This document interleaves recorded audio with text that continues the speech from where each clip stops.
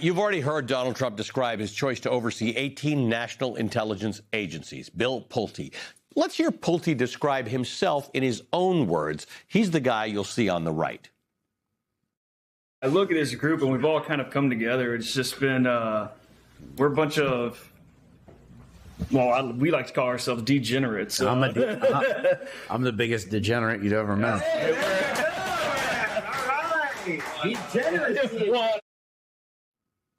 The self-described biggest degenerate you've ever met is Donald Trump's choice for acting director of national intelligence.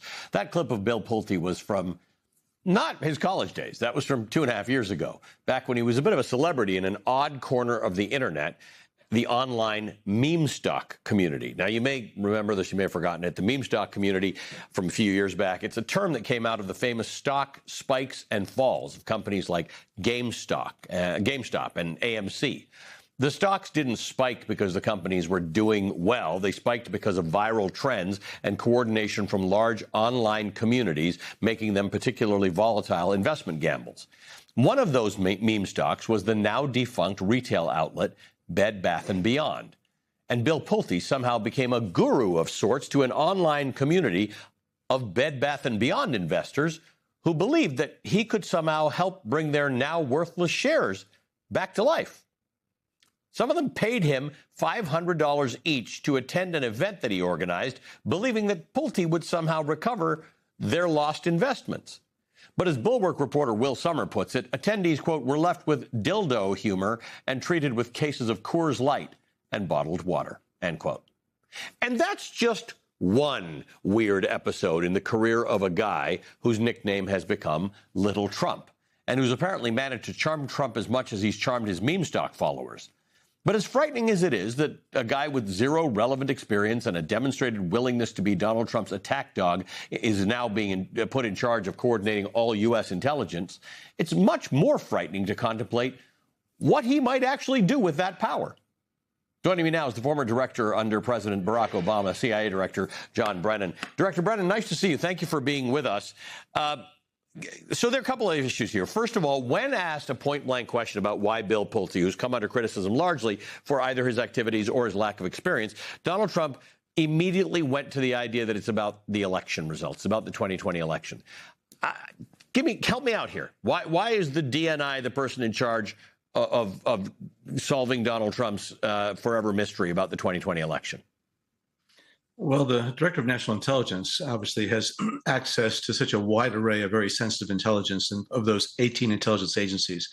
And so it's quite clear, not only is he unqualified for the job, but he's been sent into this position in order to do Donald Trump's bidding, to try to find something that he is likely going to misrepresent or miscast as something dealing with the rigged elections as claimed by Donald Trump, which is very, very worrisome given this Mr. Pulte's past and background.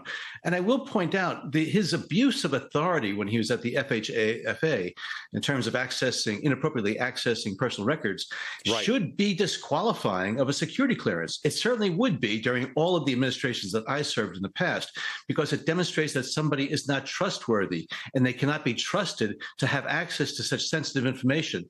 So as Director of National Intelligence, who's supposed to have top secret clearances, I don't see how Bill Pulte would qualify, again, according to any objective standards. So let's just put this into terms that people can understand. He was in charge of the Federal Housing Finance Agency. He then dug around, found mortgage information on people who were Donald Trump's perceived enemies, and got that mortgage information into the hands of people who would then prosecute. James Comey, a Fed governor, the Attorney General of New York.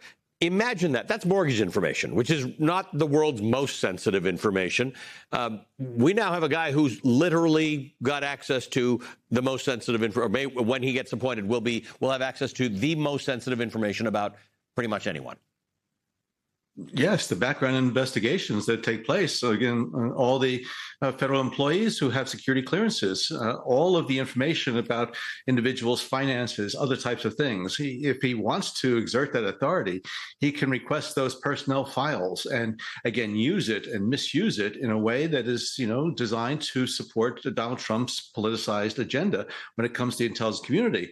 And the signal this sends to the intelligence community, it shows total disregard for for the work of the intelligence professionals, but also to put somebody at the helm of those 18 agencies with not a scintilla of experience in intelligence, but also who I think has a reputation for, again, misusing his positions.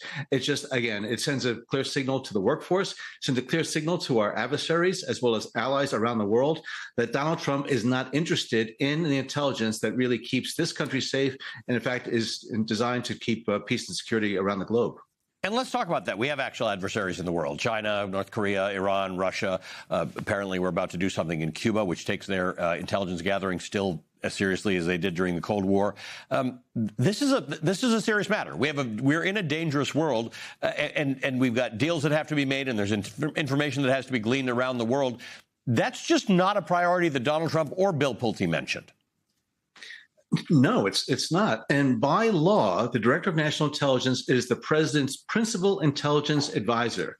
And the Director of National Intelligence oversees the production of the President's Daily Brief, which is the most sensitive intelligence document that is shared with the president, vice president, and the rest of the national security team. And if this is the person who has not any background or experience in this, and clearly is a political animal, and as somebody who I think has demonstrated fealty to Donald Trump, it's sending a clear signal that there's no seriousness attached to the intelligence profession, and that this White House is uninterested in actually having an intelligence community that is going to keep, again, this country safe. Director Brennan, thank you for joining us. We appreciate your analysis tonight. John Brennan is a former CIA director under Barack Obama.